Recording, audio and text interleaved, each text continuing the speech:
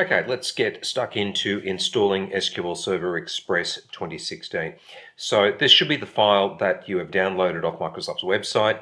It is a .exe, that's a program. So to install it, we'll just right-click it. You should see something like Open or Run at the top there, in which case select that. But if you see this one here, Run as Administrator, select that, because that'll make things go a little bit easier with Windows 10 and security and stuff. So if you see Run as Administrator, just do that. And we get a bit of a splash screen happening. Okay, we're just going to select Basic. SQL Server can have a lot of modules to it, fancy modules. We don't want that. Basic is just going to install the database engine, and that's what we want. So we'll just pick that. Okay, a bit of a EULA, accept that. Select the default install folder.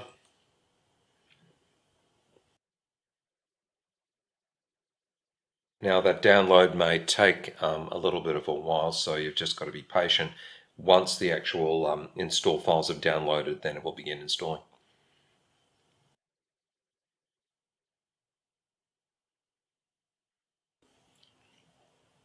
Okay, so the install's finished and it's given us this little results page telling us some of the details and defaults that are used for the install.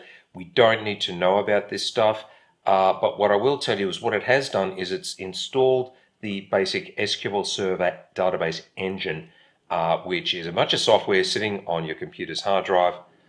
And it's it's just sitting there, and it's able to host databases, but unfortunately we don't have any way to send it commands. We have no way of opening it up and talking to it because it's just the basic engine. So if I just very quickly show you where it is, to give you an example, if I go to C drive, program files, Microsoft SQL Server, and there you go. We've got all this stuff here, and that's what we've just installed. Now, the thing about SQL Server is it's a service. Service is basically a fancy word for a program that is running on your computer all the time. Now, we've got to make sure that that service, that is SQL Server, is running. Now, the way we do that is, I'll get you to go to your Start menu, and if you can find Control Panel, however it is, wherever it is on your Start menu, find Control Panel and go to, I'll just make those large icons there. Go to Administrative Tools, and I'll just make those large icons there. And if you go to Services, it's this thing with a couple of cogs, Services. So just open that guy up. Okay.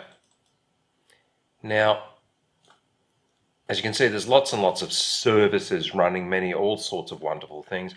You don't need to know all this stuff. What I'm just going to show you, and there's a little something that you need to know to make SQL Server work. So if we scroll down to where it says SQL, and hey presto, there's SQL Server and in brackets SQL Express. So that's the service that is SQL Server.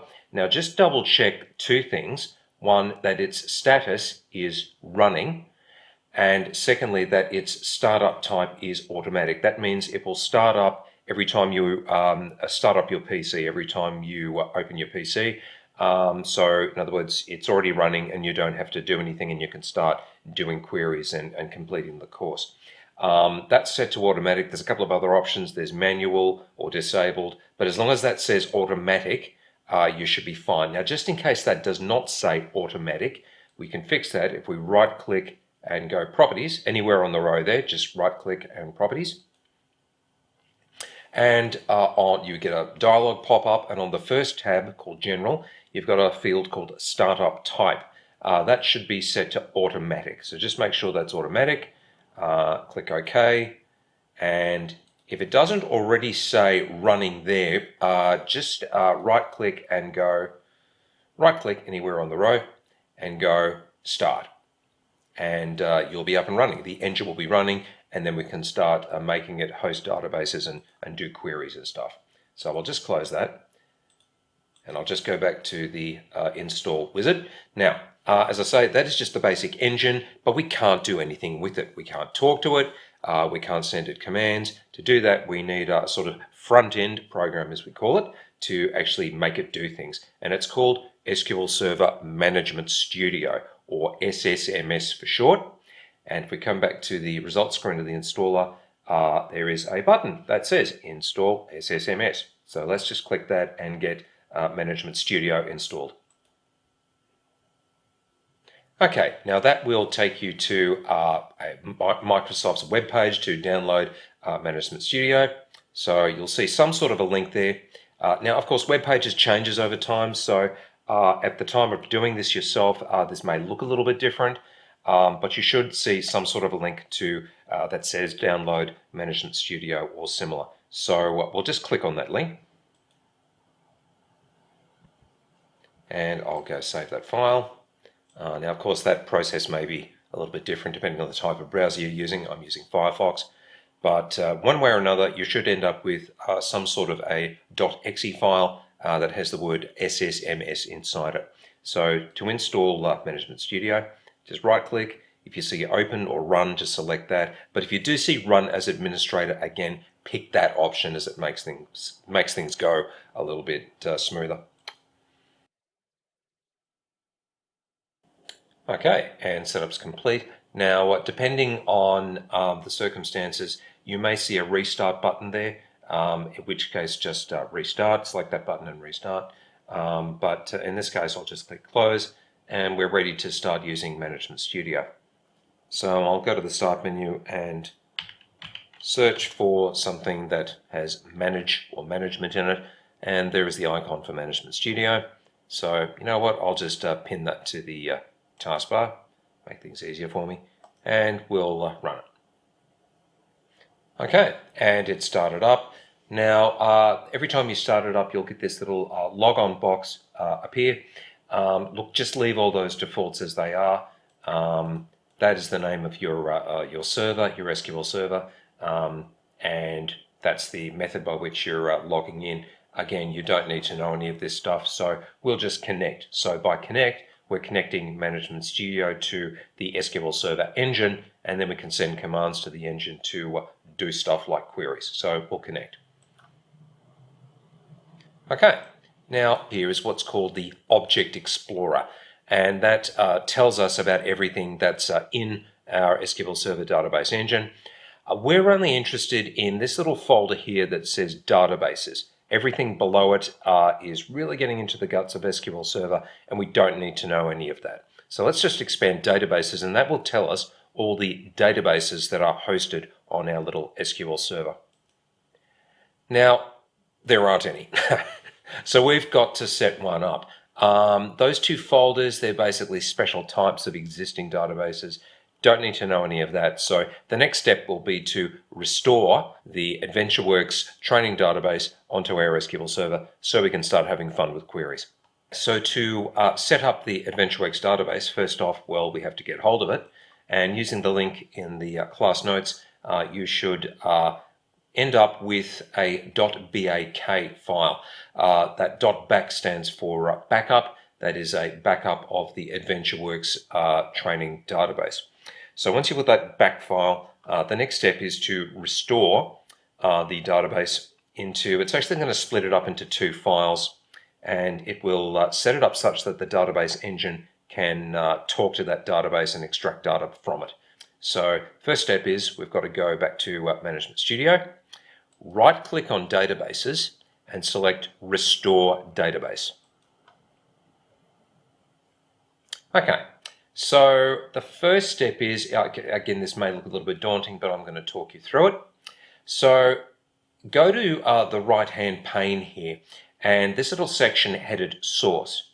Select that radio button that says Device, and that will have a little button with 3 dots on it. Select that, and that will actually browse, allow you to browse to the .back file that you downloaded. So we've got this little pop-up here, and we're going to add a file to it. Click on Add, and we've got this kind of weird-looking dialog. So if I go back to where I downloaded it, I'll go back to, where are we? D, Source Files, SQL Server, AdventureWorks, and there is where I put my AdventureWorks.back file. So selecting that by clicking on it and click OK.